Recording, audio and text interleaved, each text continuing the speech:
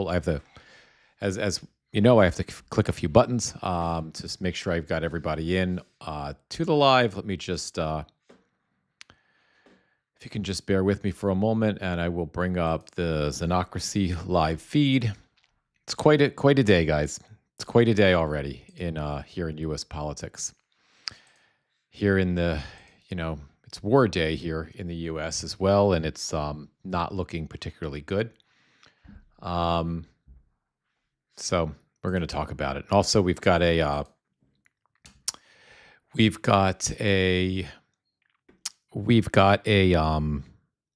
interview coming up at noon today. So this particular live is going to be kind of short. Just going to go till about, I'm just checking the clock here, probably about 11:35. Then I'm just going to take a short break, and we'll be coming back to the interview, and I will tell you guys about that once I get all the streams up. Again, if you can just bear with me. Sometimes Substack, as always, for some reason, it takes a few moments for that Substack live to populate up, for the live chat to populate up. There we go.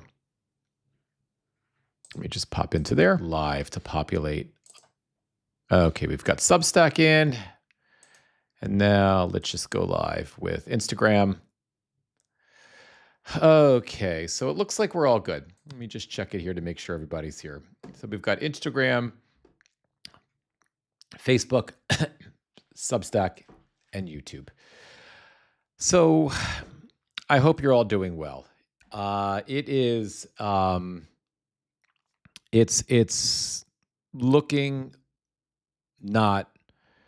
not looking good right now at this point for the situation with the war in Iran. Again, you never know, because we never know what the village idiot, the blistering lunatic, is going to do at any given moment. So we never really know what to expect. Hey, Lacey. Hey, Ann. How are you guys? And maybe at the last minute, the village idiot Donald Trump will announce, I don't know, maybe he'll announce, the Iranians have agreed to a fantastic deal. We're going to get everything we want. The strait will be opened, and it's all going to be great. Maybe that will happen. It won't be true, but that's the best we can hope for. Hey, GamerVet Dad. Hey, Katie. How are you guys? Let's just see who's here on Instagram. Jenny M. Baggio. Slate. Why do I always forget to bring my glasses in? Now that I've gotten this new teleprompter, and the screen is 4 feet away from me, and I can't. The teleprompter was so that when I look at the chat, I can see you guys and look right at you when I'm talking to you and responding to your live chat. The problem is that I keep forgetting to bring my distance glasses in from the car, and I can't really read most of the comments or the people here. But these are the things. I'll get better at this. But anyway, just to give you a rundown of what we're going to do today for our lives today. I mentioned it a few minutes ago, but I know people hadn't populated in yet. We're just going to keep it a short live. We're going to go about 20 minutes right now for this live. Then we're going to take a little break, and we're going to come back just on Substack. And we're going to have an interview with a former U.S. attorney in Melanie Stone. She's a former U.S. attorney in Washington, D.C. We're going to be talking about Pam Bondi. We're going to be talking about the Department of Justice. We're going to be talking about the Epstein files. We're going to be talking about Todd Blanche. I'm still sort of waiting back for confirmation from some of her folks to find out if we're going to be covering any of the most topical issues, which are the war itself. But I need to make sure that that Melanie is comfortable with that. That may not be. She's a lawyer and she's an expert on the Department of Justice, but I never want to bring a guest on and sort of put them on the spot, and especially a legal expert, and ask them to to talk about the legalities of something like a war if it's not their, if it's not in her area of expertise. So I'm waiting for confirmation on that, but I'll let you know. But still, it's going to be, even if we move away from the war for about a half an hour for Melanie's interview, It's going to be a good interview. So please come back for that. That'll be on Substack only. So if you're joining us from any of the other socials, Instagram folks, the link is in the profile to come over to Substack. If you'd like to watch that interview, it's zenocracy.news, zenocracy.news. There is no charge. Access to subscriptions are free, and if for those who are comfortable and who would like to, you can always use a paid subscription, and that helps me do my work. But subscriptions are at no cost. Same thing if you're folks from Facebook or YouTube and you want to watch that interview live, please come over and join me there. If it's not comfortable for you, no worries. It'll be posted subsequently on Substack later on, and usually I go with exclusive on Substack for a couple days. Then we move it over and we have it on YouTube as well. So it'll be pretty much everywhere. So that's coming up in about 45 minutes or so. So right now we are in a very scary moment. We are in this is a terrifying moment. I think Ron Filipkowski, you can just take a look. This is my Blue Sky feed.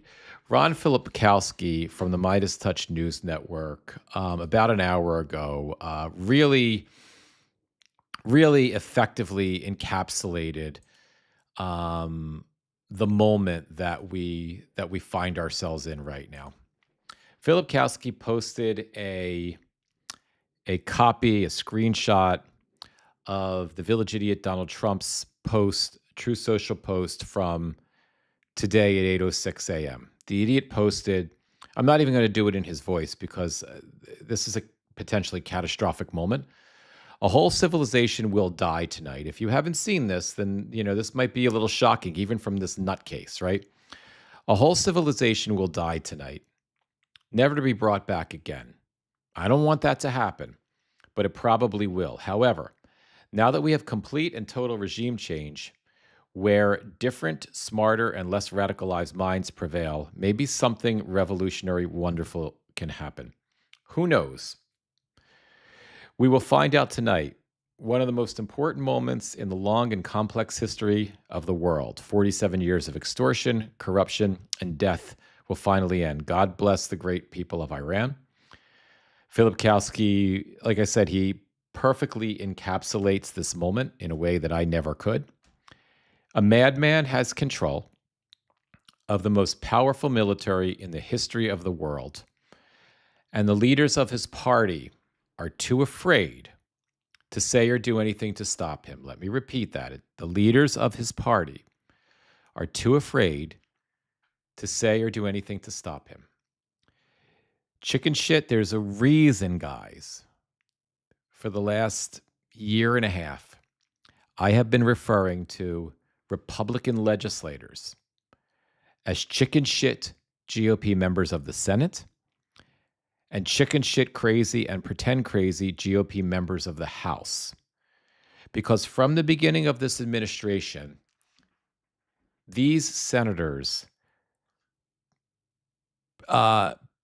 showed us what incredibly pathetic cowards each and every single one of them is. Let me repeat this. Every single Republican senator is a fucking coward. And this moment defines that cowardice in a way that no moment has to this point. Every member, and that includes Lisa Murkowski, that includes Susan Collins, they are cowards. Even though Murkowski found it in herself a couple of times to have the courage to stand up to some of Donald Trump's worst behaviors, she hasn't been consistent or courageous enough in this second Trump administration to not be defined. Is she John Thune? No.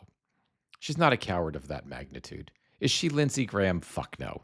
She's not a coward of that magnitude. Is she Mitch McConnell? Yeah, she is. Is she Susan Collins? Yes, she is, in terms of pure, unbridled cowardice. and why they are not screaming from the rooftops. I know they're critical, some of the village idiot to an extent right now, but why they're not, why you and I haven't heard Lisa Murkowski, why she isn't out on every news channel and with every large influencer speaking out against this war, because she is a fucking coward. When it comes to the Republicans in the House, they're either as crazy as Donald Trump. I mean, that's a high bar. They're either striving to be as crazy as Donald Trump, Andy Ogles. I would say Nancy Mace, but Mace is at least on the right side of history with the Epstein files. Andy Ogles, Chip Roy, whatever his name is, that nutcase from fucking Florida, Randy Fine, right? They're crazy. They're mentally unstable. Or they're pretend crazy. James Comer, Nancy Mace. Sometimes I wonder with Mace. Lauren Boebert would fall into the actual crazy, completely crazy group, but she seems to be able to vacillate because she's on the right side of history with the Epstein files. So, but they're all cowards. They're all cowards. And as Philip Kalski is saying here, the only people in the United States of America who are in a position to stop this fucking madness before, God forbid, it turns into a regional clusterfuck of epic proportions in the Middle East. Before the U.S. military, which it's already starting, we're going to look at some reporting from Al Jazeera because it seems to be the only U.S. news outlet that is actively fucking reporting what's happening every moment. But we are about to see the U.S. military commit war crimes of epic proportions, if they do it. If they do it. And I still am hopeful that maybe they won't. That maybe some of them will stand up. Maybe some military leader will say, fuck you. No. But these feckless cowards in Congress are really, I look forward to watching every one of them get absolutely hammered in the midterm elections.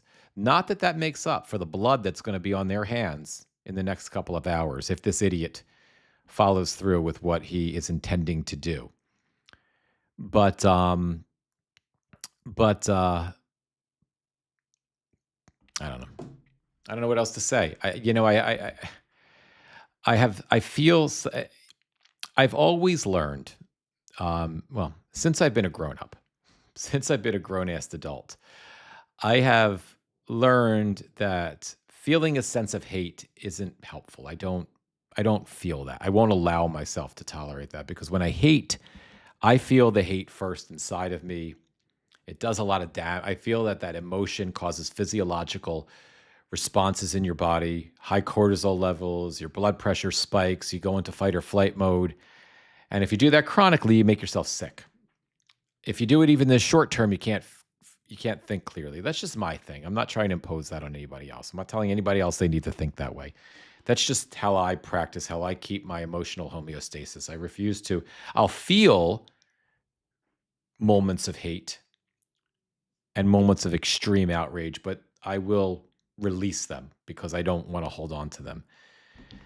This is a moment where these cowards in the Senate and the House, I won't allow myself to feel a sense of hatred for them, but it takes a lot of work to control my outrage in the sense of me just being on this live, sounding like a lunatic and calling them all kinds of names, every name under the sun that I could think of, because I want to release that frustration somehow, right?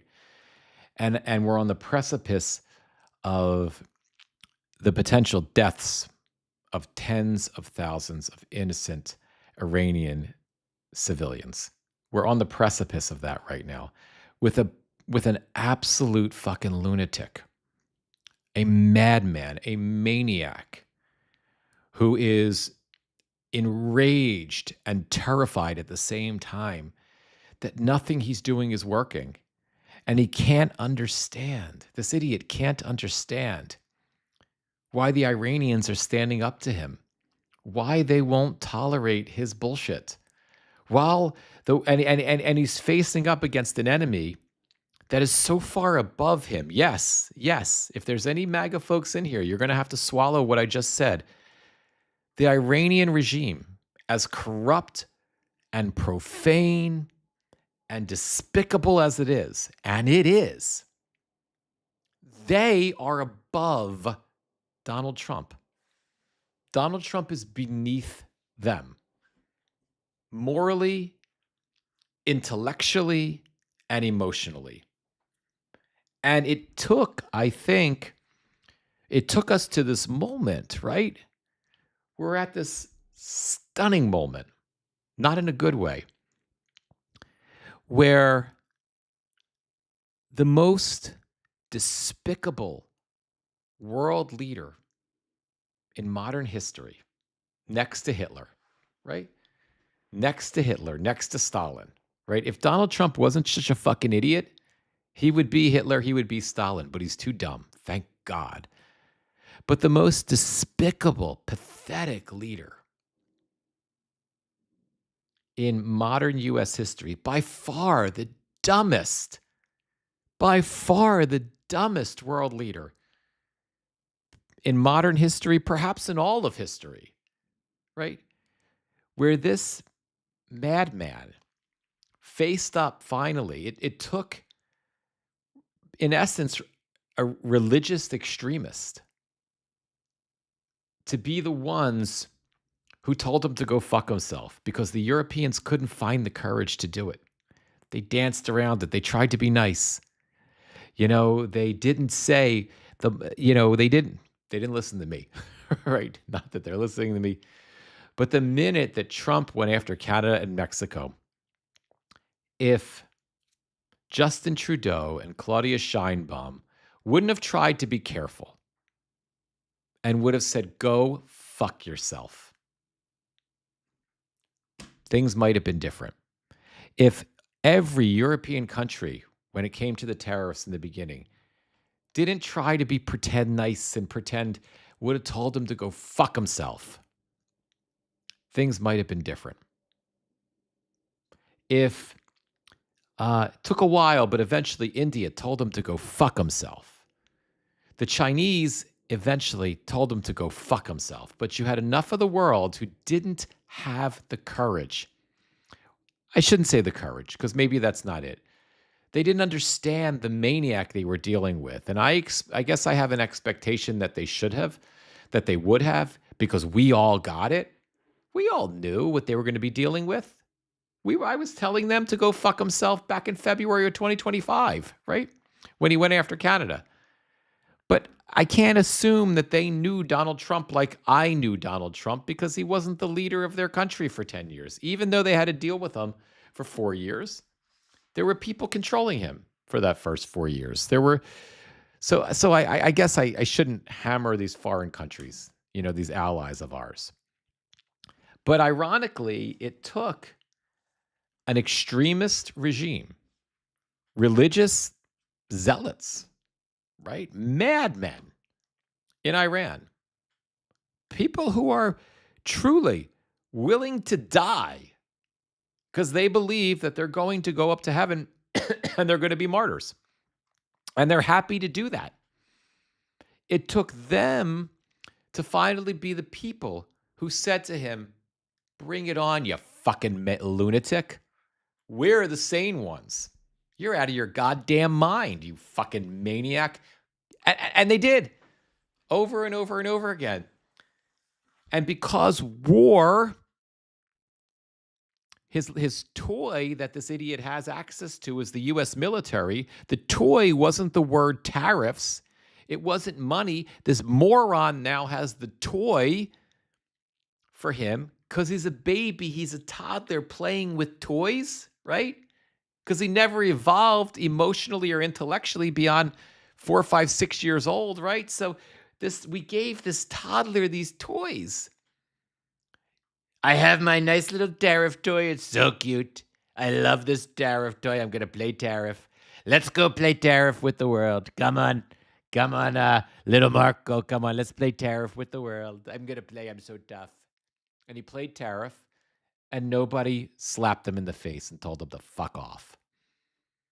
And then he went and started to play war because a fucking alcoholic in the Department of Defense made it possible by firing a shit ton of generals who would have stood in his way. Chicken shit GOP senators enabled a mentally unstable alcoholic. And again, nothing against people suffering from the disease of alcohol. It's nothing to be ashamed of. But if one isn't getting treatment for the disease of alcoholism, one should not be running the Department of Defense, especially one who is a fucking Fox News weekend host. Unqualified. He's as unqualified, if not more so, than any of us. You, me, any of us would be a better Secretary of Defense than that idiot. Especially because we're sober. But this idiot, this imbecile was given, help to play war. He was given the war toy. Drunken Pete Hegseth and Marco Rubio and the American people gave him the military. Let's go play. I want to play. What games can I play? And then Marco Rubio, because that's his area of influence. Well, Mr. President, what about Venezuela? This is what we could do. Oh, I like that. Let's go. Can I play in Venezuela? Can we blow them up, their ships? We're going to play blow up. Let's play blow up. It's going to be so fun. And then the toddler, the baby, with the toy, with the military toy, the baby got to go play. But the sociopath, the adult psychopath, also got a taste. Because if you've ever seen, God forbid, when people have to suffer through this, but if you've seen, adults that sometimes grow up, but they actually have a disability where they're not able to grow up physiologically or emotionally beyond a certain childhood age. And we sometimes watch, an adult that is intellectually and physiologically where a child is because of disabilities that they suffer from, right?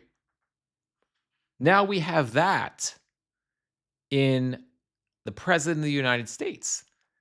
But because his disability, in addition to frontotemporal dementia, which is destroying his ability to reason, his ability to decipher right from wrong, and you combine that with his malignant narcissism, right? Now you've got this situation where this mental case has killed. And he's been playing with his new toy, and he killed some people in Venezuela. And he got to kill people, and he got to feel what that felt like. And then they murdered. He even got to murder after we shot people down, blew them up off boats. The village idiot got to murder them if there was anybody left standing there, because the drunk wanted to kill them. Even, any survivors, the drunk wanted to kill them too. The sociopath got to murder them as well. And I believe the rest of all that I think is true. What I think is speculation is I believe that the sociopath has become a serial killer because he felt the opportunity to kill. He felt what it felt like, and he liked it. It made him feel tough. It made him feel strong. It made him feel like he was a man. And I think he got a taste of blood, and he liked it.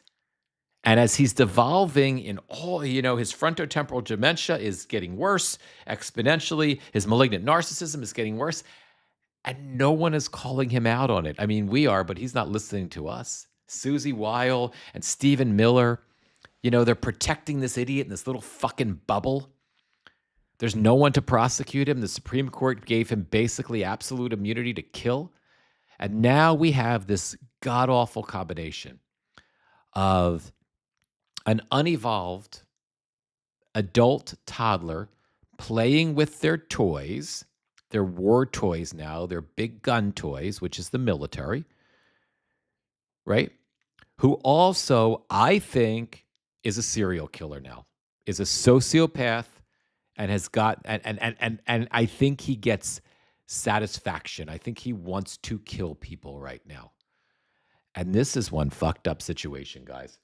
I'm going to just, I want to read some of your posts. I'm going to kind of leave it there because I do have to wrap and prep for our 12, our interview at noon. So let me just see what we've got, what some of you guys are saying here. So over on Instagram, Harvey, as a Canadian, we no longer consider you an ally, but as a rogue nation. I get it. I get it. And I'm sorry. I'm sorry, Harry, for what we have become and what we've done. And please, all I can hope is that Canadians, after this idiot is out of office, and we start over. I hope that Canadians, can forgive those of us that didn't choose this. And when we have a normal president, I hope Canadians, your Prime Minister Carney, is doing an excellent job for his country with the tariffs, renegotiating the world, creating his own bilateral and unilateral, agreements with the Chinese, with the European Union, with the Brits, with the Australians, and creating a new world order, a new trade based world order that excludes us. And he should be doing that. We should be isolated economically within the world because of the behavior of this idiot fucking president. My only hope, Harry, is that after this is over, after America gets past this, a new president, a sane president, will be able to sit down with Prime Minister Carney and will be able to re-enter the world community. And, that we can somehow be a part of, what is a healthier, happier world than the one that we fucked up by electing this jackass for a second time. I couldn't be more embarrassed by my country. I love America. I don't never leaving America to move anywhere else. This is the country that I was born in.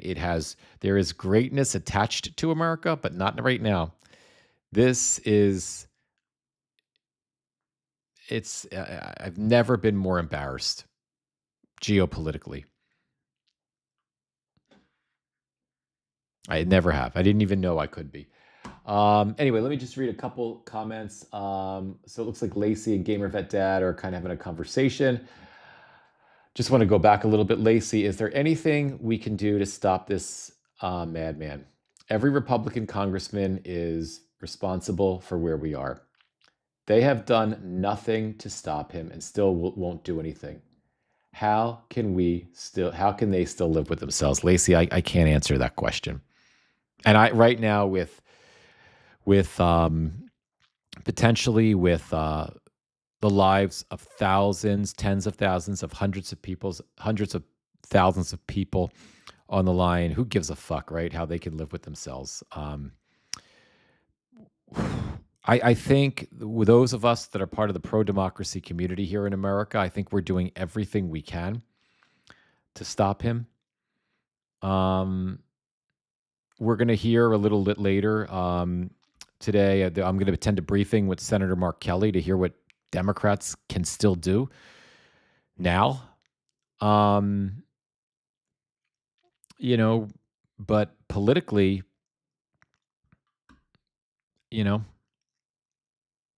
I don't know. I don't know what else we can do. I don't know what we can do to stop this right now, other than what we're doing. Right now you have Iranians.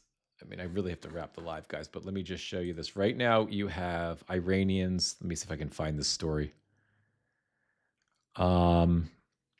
Standing, you have Iranians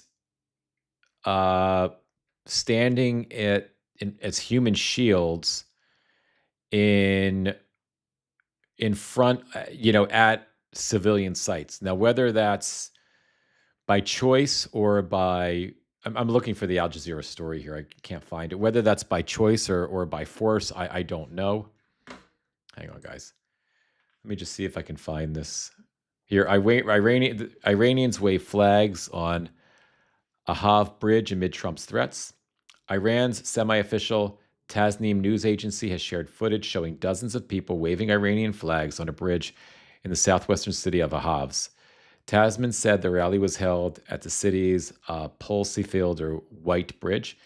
As we've been reporting, Trump has repeatedly threatened to destroy all of Iran's bridges. I just lost. I don't know why this Al Jazeera is updating so fast. I'm sorry. I just literally just lost the Al Jazeera's ticker is updating in real time, and the news story popped up. Popped up on me or popped away. So I don't know, guys. I don't know. I wish I could. I don't have any answers today. Of what we can do. I wish I did. The only thing I'm hoping for is that the idiot is that as delusional as he is, sometimes his self-interest, his political self-interest kicks in. And that's the only thing I can hope for right now is that his political self-interest kicks in because he's done politically, but he gets us into this clusterfuck of a war. You're going to see if this war starts today, like he's threatening, you're going to see we're at $114 or $115 a barrel. You're going to see $150 a barrel in a week of oil. You're going to see the Iranians blowing up oil refineries all over Iran. You're going to see Iranian surrogates in the area entering the war. You're going to see potentially ground troops. I don't know if the U.S. is going to do it or not. You're going to see, just such a clusterfuck of epic proportions that whatever is left of that idiot's political capital is going to disappear overnight. And whatever chance that the Republicans had to at least have a functional minority in the House and the Senate, I believe will disappear exponentially. And maybe that'll kick in. Maybe somebody will get through to that fucking moron. And maybe he'll just declare victory and call it a day. He'll just lie and say the Iranians have agreed to everything. And that's what I'm hoping for. Anyway, guys, I'm going to wrap the live just for right now. I'll be back in about 15 minutes. I'll be back in about 10 minutes because I want to come in on about 5 minutes early. And we will, we'll have our interview with Melanie Sloan. And again, if you're on one of the other socials, please hop over to Xenocracy News, subscribe for free. And you don't even have to subscribe. You can just come over and watch it. I'd love to have your, a free subscription if you'd like to join us. And if you want to support my work, please consider a paid subscription as well. The link is in the profile in whatever social you're watching from right now. Xenocracy.news is Zenocracy. I'll see you in a little bit, guys. Be well. First, I'm going to wrap up. I just have to push 2 different buttons. So Instagram, we're going to wrap you guys first. Thank you. We'll see you soon. And everybody else, see you in a couple minutes, guys. Thank you.